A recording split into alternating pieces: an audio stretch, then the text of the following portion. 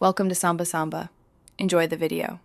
In this video, I will explain how to replace a Honda Civic passenger side mirror. First, gather your tools.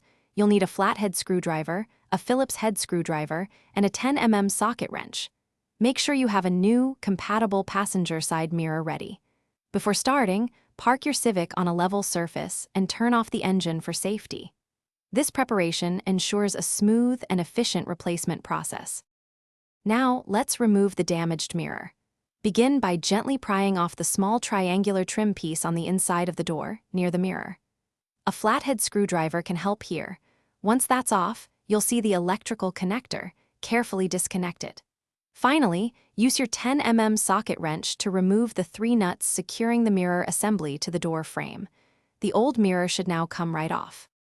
With the old mirror removed, it's time to install the new one.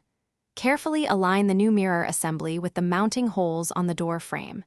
Hand tighten the 3 10 mm nuts first, then use your socket wrench to secure them firmly, but don't over-tighten.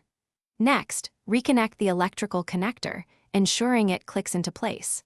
This step is crucial for the mirror's power functions. Almost done. Before you finish, sit in the driver's seat and test the new mirror. Check that the power adjustments work correctly and, if applicable, that the turn signal indicator functions. Once everything is confirmed, snap the interior door panel trim piece back into place.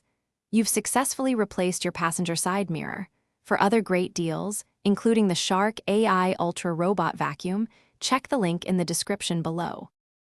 Thanks for watching. Consider subscribing if we helped you.